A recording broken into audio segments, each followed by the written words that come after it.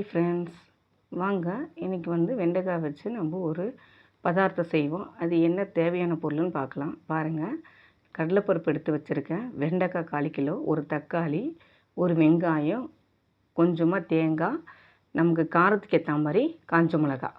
இப்போ நம்ம கடலைப்பருப்பு கூட வெங்காயம் தக்காளி வேக வச்சுக்கலாம். ரொம்ப கொலன்னு வேக வைக்க வேண்டாம், மீடியமாக வேக வச்சுக்கலாம்.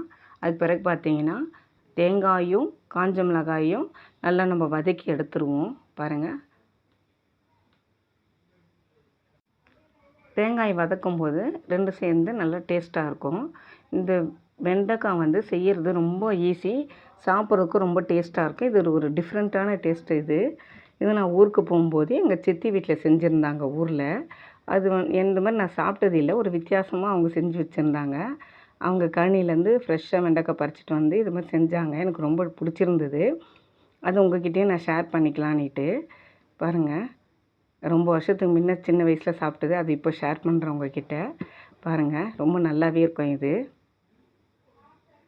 பாருங்கள், அந்த தேங்காவையும் காஞ்ச மிளகாவையும் நான் அரைச்சி வச்சுட்டேன். இப்போ நம்ம செய்கிறதுக்கு போகலாமா? வாங்க. இப்போ கடாய் நல்லா காஞ்சிருச்சு. நான் 1 ஸ்பூன் எண்ணெய் விட்டுருக்கேன்.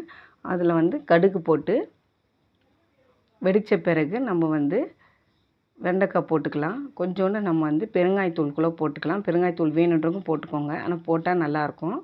அதை போட்டுட்டு இப்போ பாருங்கள், இப்போ வெண்டைக்காய் போட்டு வதக்குவோம். கொஞ்சம் வெண்டைக்காய் நல்லா கொஞ்சமாக வதங்கின பிறகு நம்ம என்ன பண்ணலாம், தட்டை போட்டு மூடி வச்சுருவோம். அப்போ கொஞ்சம் எண்ணெயிலேயே நல்லா வதங்கிடும்.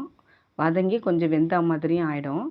அதை நம்ம கொஞ்சம் ஒரு 5 நிமிஷம் போகிறோம். 5 நிமிஷத்துலேயே அந்த வெண்டைக்காய் நல்லா வதங்கிடும். உப்பு போட்டாச்சு. உப்பு நம்ம தேவையான அளவுக்கு நம்ம உப்பு போட்டுக்கலாம்.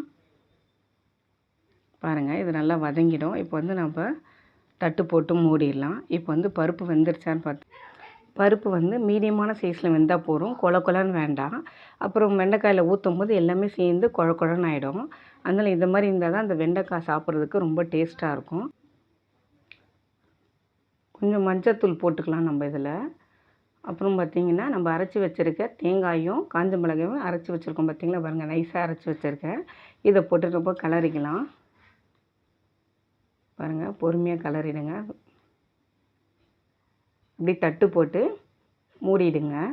கறிவேப்பிலையும் போட்டு தட்டு போட்டு மூடிட்டோம்னா அந்த சிம்லேயே வெந்துடும். அது நமக்கு இந்த மாதிரி தண்ணியாக வேணாலும் எடுத்து நம்ம பிசைஞ்சு சாப்பிட்டுக்கலாம், இல்லை கொஞ்சம் திக்காக வேணாலும் நம்ம ஃப்ரை பண்ணி சாப்பிட்லாம்.